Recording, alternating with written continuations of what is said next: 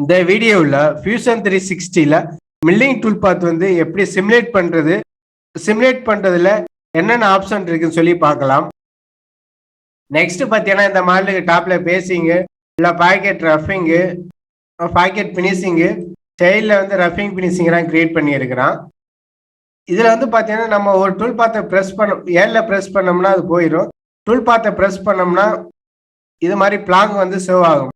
இது வந்து உங்களுக்கு டிஸ்டர்பாக இருக்குது அப்படின்னா இதை எப்படி கிரியேட் பண்ணுறேன்னா, இதில் போனீங்கன்னா அன்டிக் பண்ணிட்டேன்னா அது ஸ்டாக் வந்து காமிக்காது. அது டிக்கில் இருந்துச்சுன்னா நமக்கு அந்த டூல் பாத் வந்து எந்த அளவுக்கு மிஷினிங் ஆகுதுன்னு சொல்லி பார்த்துக்கலாம்.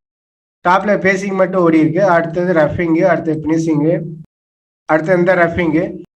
இது மாதிரி அங்கே சிமுலேட் பண்ணுறதுக்கு முன்னாடியே இங்கே எவ்வளோ மெட்டீரியல் இருக்குன்னு சொல்லி பார்க்குறேன்னா பார்த்துக்கலாம். சரி, டிஸ்டர்பாக இருந்துச்சுன்னா அதை அன்டிக் பண்ணிக்க வேண்டியதுதான். ஏதாச்சும் ஒரு டூல் பாத் வந்து சிமுலேட் ஆகணும்னா அது மேலே ரைட் கிளிக் பண்ணியனா சிமுலேட் இருக்கும். அதை சிமுலேட் பண்ணியனா அது மட்டும்தான் சிமுலேட் ஆகும். இப்போ பார்த்தீங்கன்னா அது மட்டும்தான் சிமுலேட் ஆயிருக்கு. இந்த சிமுலேட் ஆப்ஷனில் பார்த்தீங்கன்னா 3 ஆப்ஷன் இருக்கு.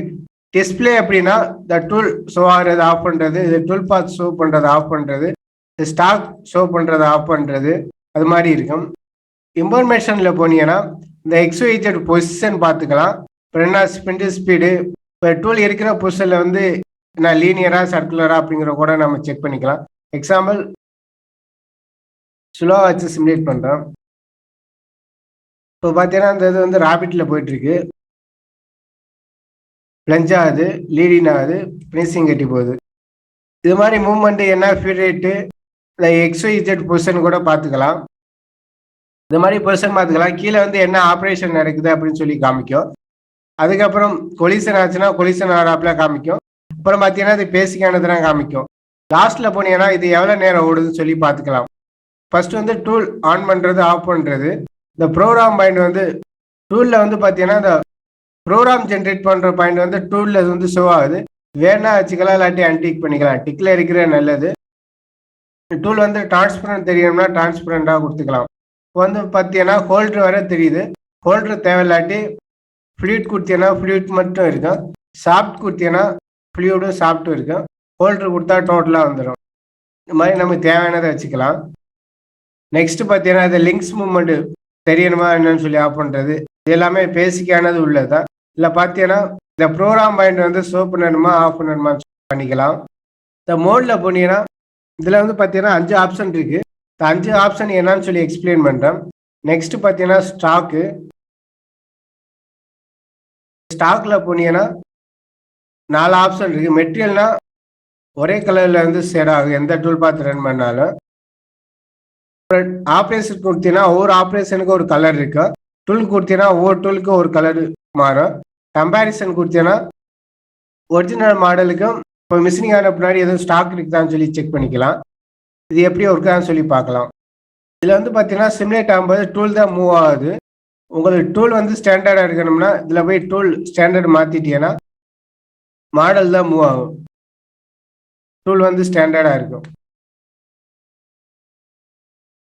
இது மாதிரி நம்ம வேணா இந்த ஆப்ஷன் யூஸ் பண்ணிக்கலாம்.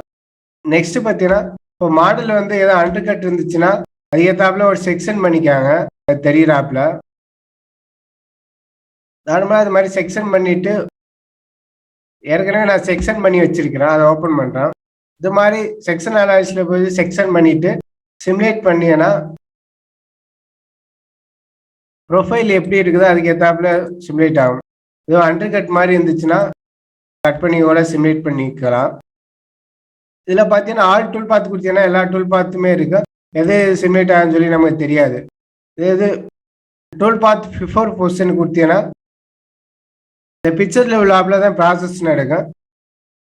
பிஃபோர் கொடுத்தீங்கன்னா டூல் பாத் ஜென்ரேட் ஆகிறப்பெல்லாம் அப்படியே ஷோ பண்ணிக்கிட்டே இருக்கும். ஆஃப்டர் கொடுத்தீங்கன்னா டூல் பாத் வந்து ரன் ஆனதை வந்து ஹேட் பண்ணி கொடுக்கும்.